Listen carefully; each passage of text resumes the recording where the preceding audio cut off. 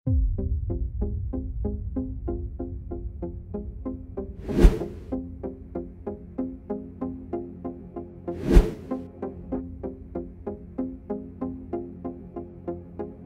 այստեղ գալու ճանապարհին մտածում էի, թե ոնց կարելի է մեկնաբանել այդ ամենը։ Գիտեք, թերևս ամենապարզ բացատրությունը հետևյալն է։ Նիկոլ Փաշինյանը քաղաքական դիակ է։ Դիակները, երբ որ ժամանակին չես հավաքում, գարշահոտություն են տարածում։ Ու դա առաջին հերթին մեր մեղավորությունն է, որ այդ քաղաքական դիակը դեռևս հավաքված չի։ Սա եթե փիլիսոփայական, եթե բովանդակային, դրա մասին այսօր առավոտյան գրել է պատիվ ունեմ խմբակցության քարտուղար Տիգրան Աբրահամյանը, եթե չեմ սխալվում, մայիսի 22-ին Ադրբեջանի հոգևոր առաջնորդը հրապարակային արշավ էր սկսել հայ առաքելական եկեղեցու դեմ։ Մայիսի 30-ին, չէ, 3 կառավարության նիստին մայիսի 29-ին այդ արշավը շարունակեց վարչապետի աթոռին նստածը, իսկ այսօր արեց մի գրառում, որը, գիտեք, մենք որ կարդացել ենք, դա հələ ոչինչ։ Բայց ես շատ ուզում եմ, որ այս գրառումը կարդան քաղաքացիական պայմանագրի падգամավորները,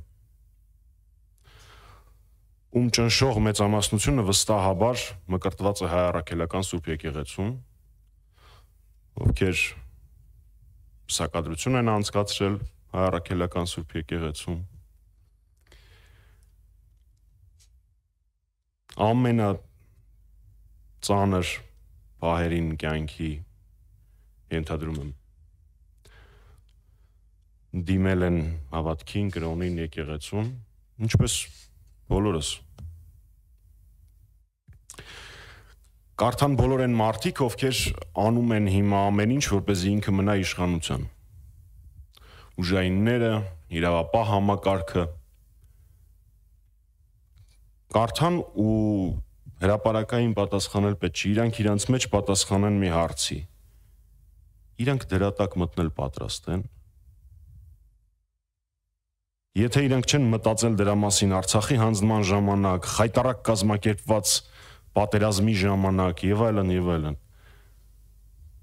հիմա սրա տակ մտնել պատրաստ են։ Ես կարծում եմ, որ այդ գրառումը շատ ավելի շատ պիտի կարդան Փաշինյանի սակավաթիվ աջակիցները, այլ ոչ թե մնացածս։ Մեր համար ոչ մի նոր բան չկա, ես չեմ կարծում, որ ինքը կարա ինձ զարմացնի երբևէ։ Չնայած անկեղծության համար ասեմ, ինչպես բոլորդ վստահ եմ, սկրինշոթները տեսնելուց հետո մի հատ մտել եք էջ նայել եք։ Դա իրականությունն է, թե չէ։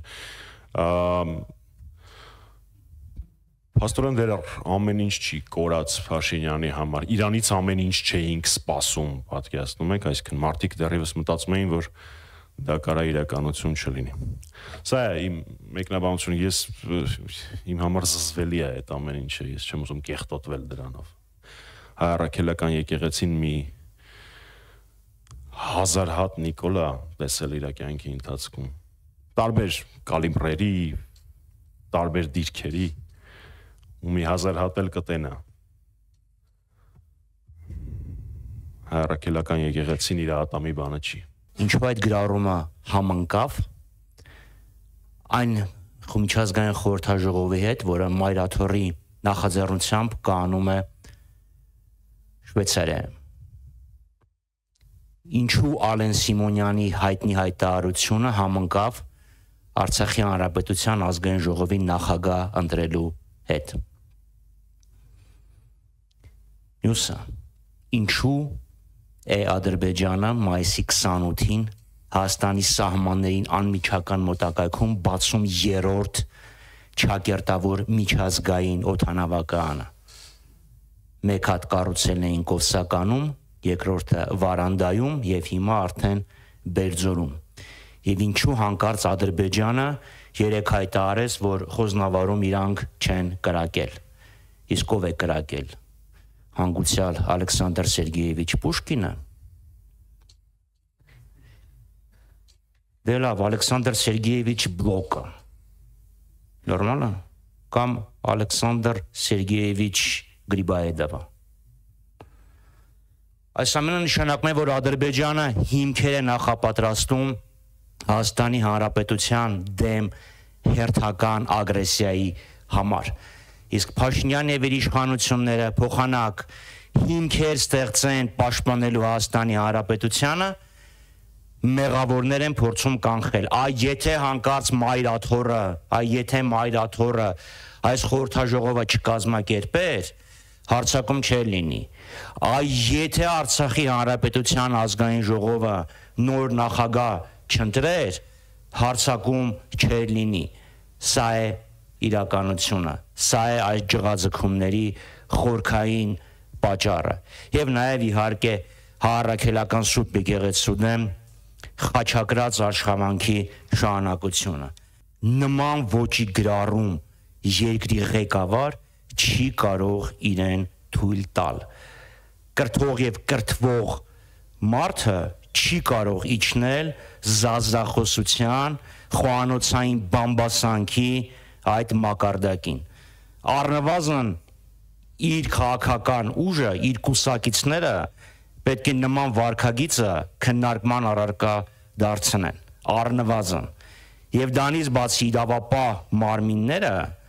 որոնք շատ ավելի մեղմ գրառումների հետևից գնում են, քրեական գործեր են հարուցում եւ մարդկանց նույնիսկ ազատությունից են զրկում, նաեւ նրանք անելու բան ունեն,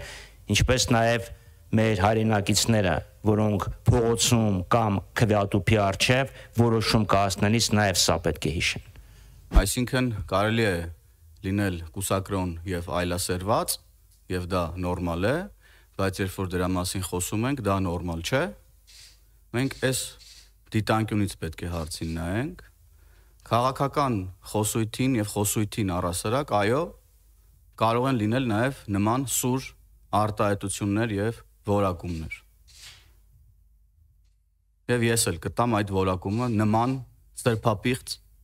ուրեմն եկեղեցականներին։ Եվ ես ուզում եմ հստակ հայտարարել հիմա, որ մենք թե եկեղեցական, թե եկեղեցից դուրս գտնվող բոլոր սրբապիղծների դիմակը պատրելու ենք, հերթով, անուն առ ազգանուն, բոլորի դիմակը պատրելու ենք, բոլոր այդ սրբապիղծների, որոնք թաքնվել են սքեմի տակ, այս 7 տարի է, ամենավերջին բառամթերքով, ամենալկտի պահվածքով, կրոնի եւ սրբության հետ կապ չունեցող վարքագծով, թիրախավորում են Հայաստանի Հանրապետության պետականությունն ու հայ ժողովրդին, մենք այդ բոլոր սրբապիղծների դիմակը հերթով պատրելու ենք, անուն առ անուն։ Եվ եթե ձեր հարցի մեջ կար կոնտեքստ, որ անձնավորում եք, թիրախավորում եք, այո, անուն առ անուն թիրախավորելու ենք, անձնավորելու ենք եւ պատրելու ենք այդ սրբապիղծների դիմակը։ Եվ ես նորից եմ կրկնում։ Եթե կան որոշ շրջանակներ, որոնց համար սրբապիղծ կյանքով ապրելը նորմալ է, իսկ դրա մասին խոսելը նորմալ չի, ես նրանց հաջողություն եմ մաղթում իրենց հետագա կյանքում։ Մենք խոսելու ենք բոլոր երևույթներից եւ խոսելու ենք մեր ժողովրդի հետ։ Եվ այն մարդիկ, ես տեսա ինչ-որ տարբեր որակումներ, գրառումներ, ամենավերջին բառամթերքն օգտագործող ամենալկտի մարդկանց կողմից, որոնք էլի այս 7 տարիների ընթացքում ինչ ասես չեն արել ու ինչ ասես չեն ասել, փորձում են բարեպաշտության ինչ-որ նորմերի մասին խոսալ, թող գնան մտնեն այն ծակերը, որտեղից դուրս են եկել։ Այդ մկան ծակերը թող գնան մտնեն վախեցած, ինչպես այն ժամանակ էին ապրում, շարունակեն այդտենց ապրել եւ հեռու մնան ժողովրդից ու ժողովրդի կողմից ընտրված իշխանությունից ու Հայաստանի Հանրապետության պետականությունից։ Շնորհակալություն։ Արդյոք այս բառամթերքով իշխանությունը ել ավելի չի թեժացնում ատելության մթնոլորտը, արդյոք այդ ատելության մթնոլորտը թեժացնելու կամ չթեժացնելու հարցը ձեր կուսակցության նիստերում քննարկվել է թե ոչ, եւ Կովկասյան բարոմետրի վերջին հարցումների համաձայն բանակը եւ եկեղեցին ամենամեծ վստահություն վայելող կառույցներն էին, մինչդեռ քաղաքական կուսակցությունները հակառակը։ Եվ արդյոք այս նաեւ այս փաստն է, որ անհանգստացնում է իշխանություններին։ Շնորհակալ եմ հարցերի համար, անդրադառնալով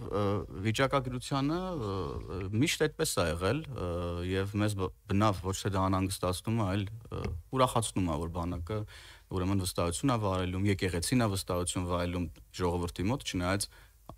քիչ առաջ թվարկածս եկեղեցականների վարկագծին, որոնք եկեղեցու շարքերում են Ես ուզում եմ մենք նաև սա հասկանանք, որը մեկը չի թիրախավորում հավատավոր մարդկանց, չի թիրախավորում եկեղեցին ինքնին, հայ առաքելական եկեղեցու դերն ու նշանակությունը Հայաստանի պատմության մեջ առհասարակ։ Մենք խոսում ենք կոնկրետ դրվագների եւ կոնկրետ մարդկանց մասին, որոնք այո պետք է բացահայտվեն հանուն եկեղեցու։ Սրա մասին է խոսքը, ինչ վերաբերում է ատելության խոսքին, այո մեզ դա շատ է մտահոգում, բայց ցավոք կան թեմաներ, որոնց ավելի մեղմ բառամթերքով անդրադառնալը շատ դժվար է եւ չի կարող արտահայտել ողջ գույները տվյալ թեմայի։ Այսինքն ինչ որ մարդկանց հայոյախառն խոսույթ օգտագործելը արդարացնում է, որ վարչապետը, երկրի վարչապետը եւս նման բառապաշար օգտագործի ձեր կարծիքով։ Վարչապետը օգտագործել է բառամթերք կոնկրետ անձի վերաբերյալ, որին ինքը արժանի է եւ ես էլ կօգտագործեի այդ բառամթերքը այդ մարդու վերաբերյալ։ Շնորհակալ եմ։